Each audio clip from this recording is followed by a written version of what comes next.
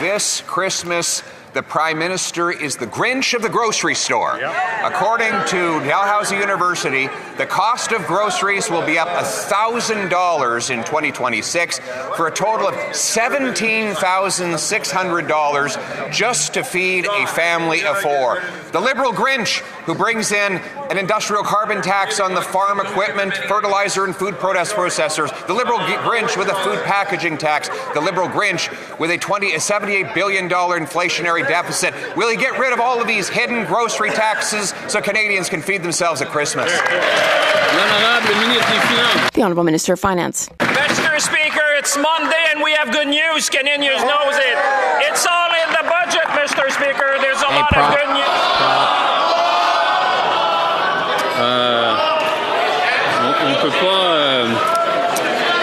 On peut pas lever le livre de cette façon. One can't raise a book like that. It's one thing to read or quote from it, but we can't wave it around. Speaker, I understand. I think that the budget would be a great Christmas gift, Mr. Speaker, to all Canadians. I would just hope that the Conservative would wake up and make sure that they vote for the budget before Christmas, Mr. Speaker. We're going to build our nation. We're going to create jobs. We're going to build housing. We're going to create infrastructure. Mr. Speaker, this is the best gift they can give to Canadians. I just hope they'll do the right thing for them. The Honourable Leader of the Opposition. If they want to combat their own cost of living crisis, the Liberals would focus on approving pipelines that would sell more oil, boost our Canadian dollar so Canadians could buy affordable food and homes. In fact, there was such a pipeline, the Northern Gateway. Liberals killed it in a 2016 cabinet decision, a decision the Prime Minister supported. They further blocked it with a Liberal ban on tanker traffic off the northwest BC coast. The Prime Minister claims to have changed his mind in a recent MOU. So will he be able to change the minds of fellow Liberals and vote for his own MOU and allow a pipeline to the Pacific? The Honourable Minister of Natural Resources. Mr. Speaker, it's a sad day because the Conservatives are divided. The Conservative premiers across this country support this MOU in its entirety. The Leader of the Opposition is seeking to divide this country, and we can see through that cynical tactic. The MOU is about building a strong country. It's about doing it in an environmentally responsible way in partnership with Indigenous peoples. It would be great if the opposition joined all the other Conservatives and all of us in building this country strong. The Honourable Leader of the Opposition. Mr. Speaker, that's exactly what we're trying to do. In the spirit of Christmas, I decided to take a great act of generosity and lift the words right out of the Prime Minister's MOU in order to support a pipeline to the Pacific and a repeal or an overriding of the Liberal tanker ban. Now, of course, it would mean Liberals would have to admit they were wrong to block that pipeline. They were wrong about the tanker ban. Will, in the spirit of Christmas, Liberals admit they were wrong, vote for their own wording, approve a pipeline, and get rid of the tanker ban? The Honourable Minister of Natural Resources.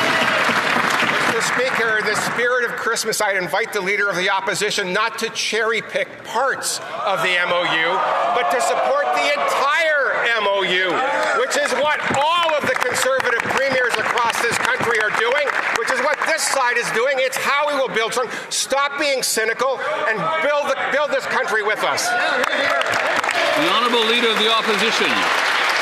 Speaker, I think the only division here is that the Prime Minister is divided against himself. The Prime Minister opposed the pipeline to the Pacific.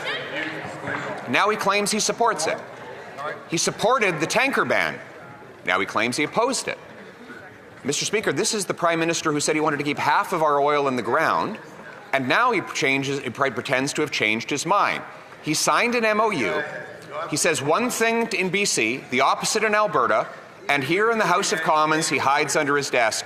Why would the Prime Minister stand up, take a position, and announce that he's voting in favour of his MOU language to build a pipeline? The Honourable Minister of Natural Resources.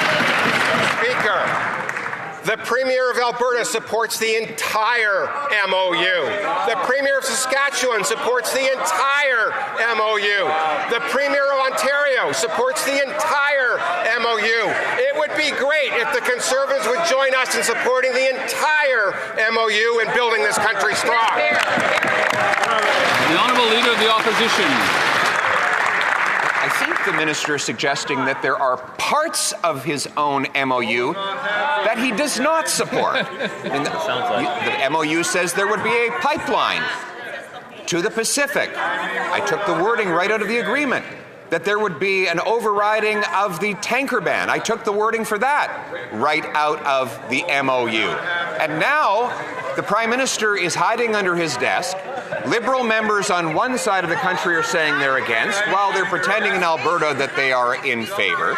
So why don't they stand up in the House of Commons, look Canadians in the eye, take one position, vote for a pipe to the Pacific, and override the tanker ban? Honourable Government House Leader. Well, Mr. Speaker, the Prime Minister and all of us and all Conservative premiers and most people in this country supports every part of that MOU, Mr. Speaker. What's more, the Leader of the Opposition stands in his place and says to the people of Alberta, you know what? That little thing that they said was progress for our province, that made us a leader in renewable technologies, made us a leader in nuclear energy, made us a leader in interties, made us a leader in conventional electricity, that's all off. I just want this one thing. Alberta